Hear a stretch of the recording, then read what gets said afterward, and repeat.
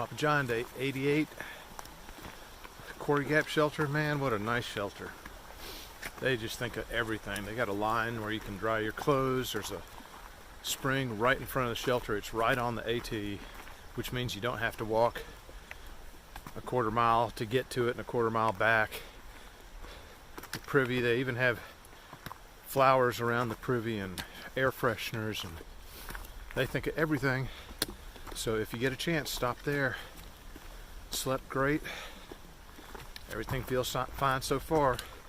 It's doesn't feel that early, but it's before 7 o'clock in the morning.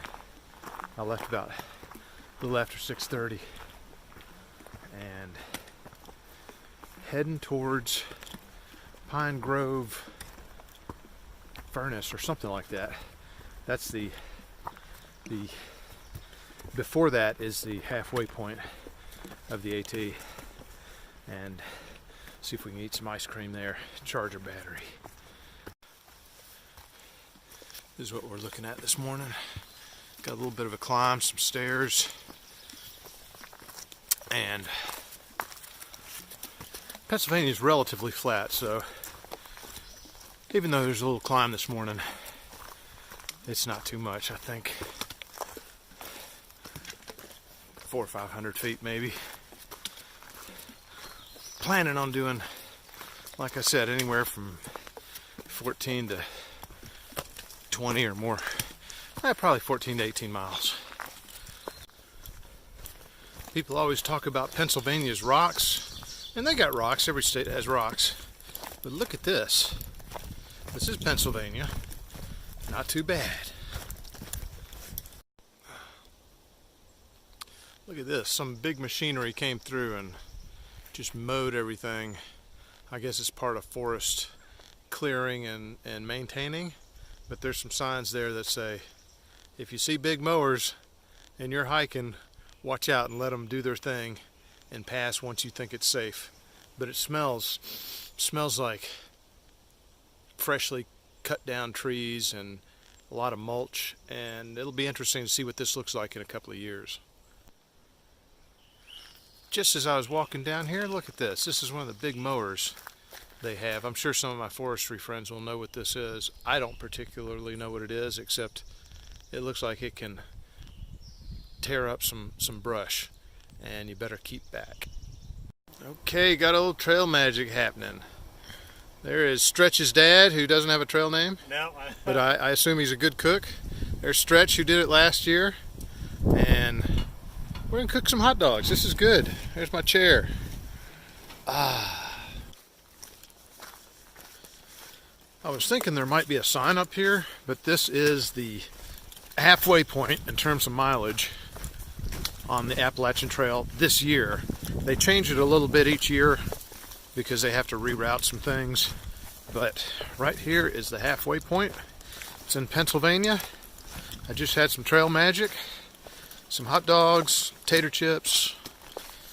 Pretty good. Okay, so I just passed a couple of people that were coming in the other direction, and they said, hey, just to let you know, there's a rattlesnake up ahead on the ridge, and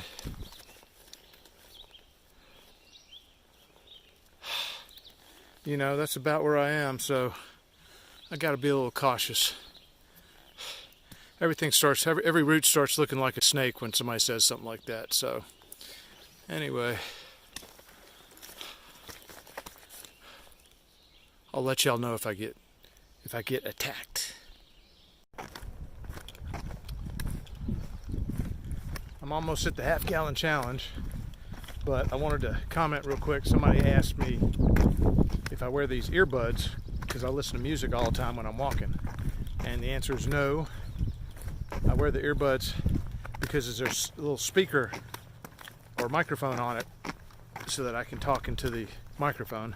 And what I do listen to is podcasts because I try to stay informed and try to learn stuff Before I do the half-gallon challenge, I want to take a look at the Appalachian Trail Museum, because I think they close an hour before the little store over there. So before I hit the ice cream, I'm going to hit the museum. Oh, and I did not see a rattlesnake. Snakes, it's been my experience that they move around a lot, so I was happy somebody told me to be on the lookout, but they move around. I didn't see one, which was good. Don't need no rattlesnakes. Ooh, near the end of the day, I got about a mile and a half to go to get to where I'm going. Sun's going down. Just couldn't find a good spot to camp earlier in the day. I got about a 10-pound food bag and just couldn't find a good tending spot where I thought I could hang that thing. I don't want to sleep with it because animals like your food bag. They smell it and they want to get after it. So I don't want it in my tent. So I just kept pushing along, and I'll probably end up doing 25 miles today, maybe a little bit more. Not exactly what I wanted to do today, but just the way it worked out. You got to be flexible.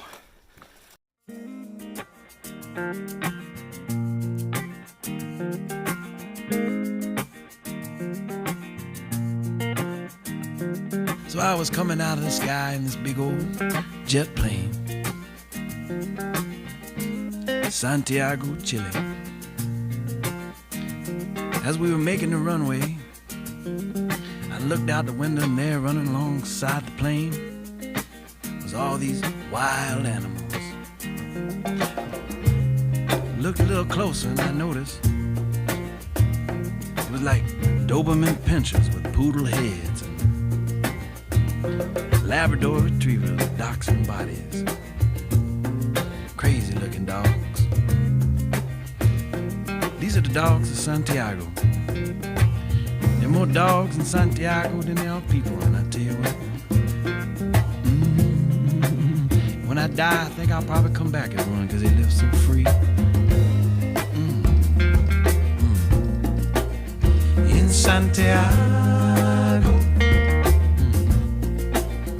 in Santiago, in Santiago, in Santiago. I'm a dog on the streets of Santiago. I once had a home, but now I'm stray. Times I run alone. Oh, my ocean is a deep one.